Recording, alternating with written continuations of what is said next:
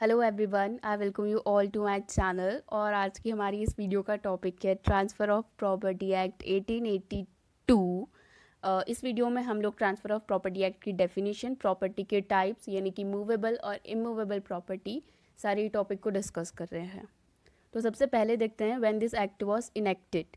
तो transfer of property act 1882 को enact करा गया था ऑन 1 जुलाई 1882। 1 जुलाई 1882 को ट्रांसफ़र ऑफ प्रॉपर्टी एक्ट 1882 पूरे ही भारत में लागू करा गया था। और इधर ये जो वर्ड है ट्रांसफ़र, इस ट्रांसफ़र का मतलब है to convey, to convey to convey your property from one living person to another, ये है ट्रांसफ़र। इसको और डिटेल में देखते हैं। ट्रांसफ़र, तो ट्रांसफ़र हमेशा दो तरीक़ों से हो सकता है, first by the act of parties और दूसरा है bye operation of law. Bye operation of law को सबसे पहले देखते हैं। बाय ऑपरेशन ऑफ लॉ में देखते हैं ए और B they got married, but after 2 years of their marriage they file a case in the court for their divorce. तो जब डिवोर्स होता है तो ये डिसीजन आता है कि हस्बैंड जो है उसकी प्रॉपर्टी का एक पोर्शन ट्रांसफ़र हो जाएगा वाइफ के नाम। तो इस केस में भी प्रॉपर्टी का ट्रांसफ़र हुआ है, बट हुआ है by the operation of law. तो इस सिचुएशन में कभी भी ट्रांसफ़र ऑफ प्रॉपर्टी एक्ट 1882 नहीं लगेगा। फिर हम वापस आते हैं bye act of parties. Bye act of parties से किस तरह से ट्रांसफ़र हो सकता है? सबसे पहला है विल। विल का मतलब होता है वसीयत, और इसे हम टेस्टामेंट्री डॉक्यूमेंट भी कहते हैं। तो विल में क्या होता है? A person makes his will कि आफ्टर हिज डेथ इस रेशो में या इस तरीके से इससे की प्रॉपर्टीज़ के चिल्ड्रन, वाइफ या जिसे भी वो देना चाहता है उस रेशो में उनके पास चली जाएगी। पर इधर प्रॉपर्टी ट्रांसफ़र कब होती है? After the death. तो इस सिचुएशन में भी कभी ट्रांसफ़र ऑफ प्रॉपर्टी एक्ट 1882 नहीं लगता है। फिर दूसरा है transfer between two living persons. जब दो लिविंग पर्सन्स के बीच में प्रॉपर्टी ट्रांसफ़र होती है, हो सकता है कि वो एक गिफ्ट हो या सेल हो या फिर रेंट पे दिया गया हो या मॉर्गेज हो। तो ये सारी सिचुएशन जब प्रॉपर्टी ट्रांसफ़र हो रही है बिटवीन टू लिविंग पर्सन्स, सिर्फ और सिर्फ उस सिचुएशन में हम यूज़ करते हैं ट्रांसफ़र ऑफ प्रॉपर्टी एक्ट 1882। अब ट्रांसफ़र ऑफ प्रॉपर्टी एक्ट 1882 की डेफिनेशन कहती है कि इट्स एन एक्ट, ये एक तरह का एक्ट है इन विच वी कन्वे, जब हम कन्वे करते हैं property to one or more person. तो मान लीजिए मेरे पास मेरी प्रॉपर्टी है, मैं उसे बेचना चाहती हूँ, तो मैं उसे किसी एक सिंगल पर्सन को भी बेच सकती हूँ या फिर दो या दो से ज़्यादा व्यक्तियों के बीच भी मैं अपनी प्रॉपर्टी को सेल कर सकती हूँ।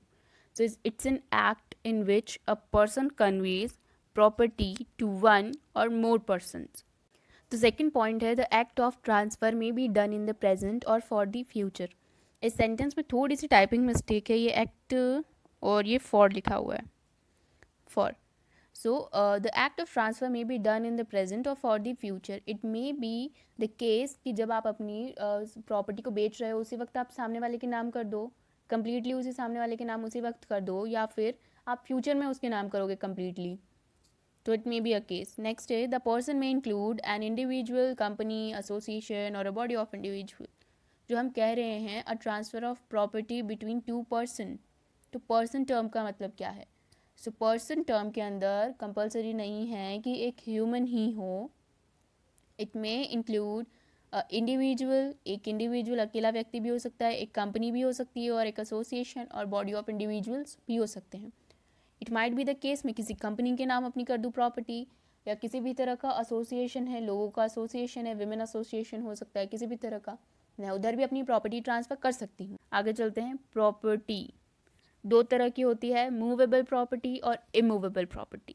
पर उसके पहले हम देखते हैं प्रॉपर्टी शब्द का मतलब क्या है, यानी कि ट्रांसफ़र ऑफ प्रॉपर्टी एक्ट के अंदर प्रॉपर्टी का क्या मीनिंग है। तो एक चीज़ हम पहले ही देख लें। Transfer of property act property की डेफिनेशन प्रॉपरली नहीं देता है, पर अगर हम दूसरे स्टेट्यूट्स की हेल्प से समझना चाहें कि व्हाट प्रॉपर्टी मीन, तो प्रॉपर्टी के अंदर मूवेबल प्रॉपर्टी, इमूवेबल प्रॉपर्टी, या किसी तरह का डेप्ट या किसी तरह के रिसीवेबल्स है, आपको किसी से पेमेंट लेना है तो वो, या इंटेंजिबल असेट्स भी आती है जैसे कि पेटेंट हो गया, कॉपीराइट, ट्रेडमार्क, लाइसेंस या फ्रेंचाइजी या फिर किसी तरह का बिजनेस और कमर्शियल राइट भी है तो वो भी एक तरह की प्रॉपर्टी है। गवर्नमेंट प्रॉमिसरी नोट्स हो सकते हैं, या आपने किराए पे दिया है, या किसी चीज़ से आपको अलाउंस मिल रहा है, कुछ मेंटेनेंस आपको किसी प्रॉपर्टी से मिल रहा है, तो वो भी आपकी एक तरह की प्रॉपर्टी है। तो प्रॉपर्टी टर्म काफ़ी वाइड है, तो इस तरह से इसके मीनिंग है। और ये दो तरह की होती हैं, मूवेबल प्रॉपर्टी और इमूवेबल प्रॉपर्टी। मूवेबल प्रॉपर्टी की डेफिनेशन भी ट्रांसफ़र ऑफ प्रॉपर्टी एक्ट में कंप्लीट नहीं है। मूवेबल प्रॉपर्टी की डेफिनेशन सिर्फ इतनी है कि दोज प्रॉपर्टीज़, उस तरह की सारी ही प्रॉपर्टीज़ जो कि इमूवेबल नहीं हैं, वो सारी properties which are not immovable, वो प्रॉपर्टी कहलाएंगी मूवेबल प्रॉपर्टी। तो इसके लिए हम सबसे पहले इमूवेबल प्रॉपर्टी की डेफिनेशन देखते हैं ताकि मूवेबल प्रॉपर्टी अपने आप क्लियर हो जाए। इमूवेबल प्रॉपर्टी की डेफिनेशन गिवन है section 3 of transfer of property act 1882, पर वो डेफिनेशन भी कंप्लीट नहीं है। सेक्शन 3 सिर्फ इतना कहता है that standing timber, growing crops and growing grass are exception. इसका मतलब है स्टैंडिंग टिम्बर, ग्रोइंग क्रॉप्स और ग्रोइंग ग्रास, ये जो तीन चीज़ें हैं ये कभी भी इमूवेबल प्रॉपर्टी का पार्ट नहीं बन सकती हैं। तो क्योंकि ट्रांसफ़र ऑफ प्रॉपर्टी एक्ट के अंदर इसकी डेफिनेशन कंप्लीट नहीं है, हम जनरल क्लॉजेस एक्ट से इसकी डेफिनेशन को कंप्लीट करते हैं। तो जनरल क्लॉजेस एक्ट कहता है कि इमूवेबल प्रॉपर्टी के जो चीज़ें अंदर आती हैं वो है, फर्स्ट तो है लैंड। लैंड का मतलब है a specific surface of the earth. एक अर्थ है तो अर्थ का स्पेसिफिक सरफेस। अब उस अर्थ के सरफेस से हो सकता है थोड़ा ऊपर और थोड़ा नीचे का जो लैंड एरिया है वो भी लैंड के अंदर ही आए, जैसे कि सॉइल, मड या किसी तरह का मिनरल है या कोल है। ये सारी चीज़ें क्या हो जाएगी, इमूवेबल प्रॉपर्टी का पार्ट बन जाएंगी। नेक्स्ट है benefits arises out of the land. अब जो आपका लैंड है उससे कई सारे बेनिफिट्स जुड़े हुए होंगे, तो वो बेनिफिट्स भी एक इमूवेबल प्रॉपर्टी एक तरह का। जैसे कि उस लैंड से हो सकता है वहाँ पे लेक हो, पोंड हो या एक रिवर जारी हो, तो you have a right to fishery, to catch the fishes, right to tenant. तो ये बेनिफिट्स हैं। मे बी पॉसिबल वहाँ पे काफ़ी सारे पेड़ हों बड़े बड़े, तो आप वहाँ के फ्रूट्स ले सकते हैं। तो ये सारे क्या हैं, बेनिफिट्स हैं जो आपको उस लैंड से मिल रहे हैं। थर्ड है thing attach to the earth. अब उस अर्थ से कितनी चीज़ें अटैच्ड है। जैसे पहला है things embedded in the earth. Embedded का मतलब होता है फर्मली फिक्स्ड, जो चीज़ें फर्मली फिक्स्ड करी गई है अर्थ पे, and they now become a part of the land, और वो उस ज़मीन का पार्ट बन चुकी है। थिंग्स एम्बेडेड के अंदर आता है houses, building, wall, electricity poles. तो ये सारी चीज़ें क्या हैं, एक इमूवेबल प्रॉपर्टी का पार्ट बन जाती हैं। पर इधर इंटेंशन जो है वो सबसे बड़ा होता है, क्योंकि house, building, wall, electricity pole, ये सब चीज़ें लगाते वक्त हमारा इंटेंशन क्या होता है कि ये इमूवेबल प्रॉपर्टी का पार्ट रहेगा ही। पर it may be the case कि वहाँ पे एक रोड रोलर हो या कोई सा हैवी स्टोन हो जो कि अपने हैवी वेट की वजह से अंदर धंस गया हो, तो फिर वो किसी इमूवेबल प्रॉपर्टी का पार्ट नहीं बनेगा, क्योंकि रोड रोलर और हैवी स्टोन के टाइम हमारा इंटेंशन था ही नहीं कि वो एक इमूवेबल प्रॉपर्टी का पार्ट बने। पर हाउस, बिल्डिंग, वॉल और इलेक्ट्रिसिटी पोल को लगाते वक्त हमारा इंटेंशन था कि वो एक इमूवेबल प्रॉपर्टी होगी। नेक्स्ट है things attach to what is so embedded in the earth. अब ऊपर हमने जो चीज़ें देखी, घर, बिल्डिंग, वॉल, इलेक्ट्रिसिटी पोल्स, हो सकता है उसमें कई सारी चीज़ें अटैच हो। हमारी विंडो स्क्रीन हो सकती है, हमारे डोर हो सकते हैं, हमारी विंडो हो सकती है, वॉल हो सकती है। तो ये सारी चीज़ें जो हैं जो कि परमानेंट बेनिफिशियल इन्जॉयमेंट की है, हमारे इन्जॉयमेंट के लिए उससे अटैच्ड है, तो ये चीज़ें भी एक तरह से इमूवेबल प्रॉपर्टी का पार्ट है। पर इधर भी मान लो कि फ़ैन लगा हुआ है घर में, बल्ब है, विंडो स्क्रीन है, तो ये सारी चीज़ें क्या है, हमारा इंटेंशन था कि जब मैं इस चीज़ को बेचूंगा या रेंट पे दूंगा तो मैं अपने बल्ब, फ़ैन तो ले लूँगा अलग ही। तो इधर जब हमारा इंटेंशन नहीं था कि उन्हें हम इमूवेबल प्रॉपर्टी के अंदर इंक्लूड करें, तो वो चीज़ें कभी भी इमूवेबल नहीं होती हैं। तो इस सिचुएशन में क्या होगा, डोर, विंडो, वॉल्स जो हमने इमूवेबल प्रॉपर्टी का पार्ट बना दिए हैं वो तो इमूवेबल प्रॉपर्टी ही है, पर फैन, बल्ब इमूवेबल प्रॉपर्टी नहीं है। दूसरा आता है things rooted in the earth.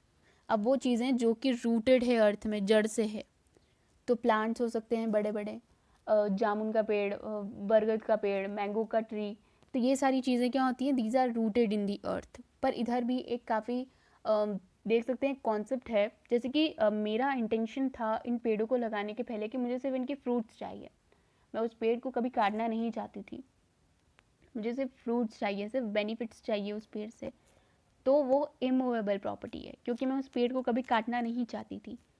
But it may be the case कि मेरा इंटेंशन ये था कि जैसे ये पेड़ बड़ा होगा मैं इसको काट दूंगी and I will made furnitures out of that, तो वो एक तरह की इमूवेबल प्रॉपर्टी कभी भी नहीं होगी, फिर वो मूवेबल हो जाएगी क्योंकि हमारा इंटेंशन क्या था कि जैसे ही वो ट्री बड़ा हुआ हम उसको कट कर देंगे।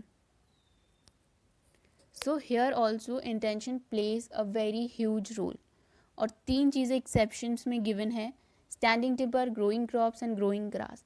इसका मतलब हुआ कि ये 3 चीज़ें मूवेबल प्रॉपर्टी होती है क्योंकि एक्सेप्शन में है standing timber, growing crops, growing grass. इनको लगाने के पहले ही हमारा इंटेंशन क्या होता है कि जैसे ये बड़े हो गए हम इनको काट के कुछ और यूज़ में ले लेंगे, तो ये मूवेबल प्रॉपर्टी होती हैं। इनके एग्जाम्पल्स देखते हैं अब।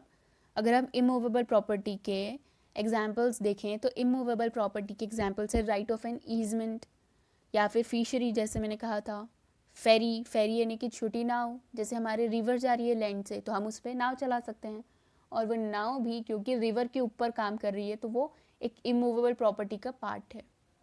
फिर right to extract gold, silver, coal from the mines, right under lease और टेनेंसी।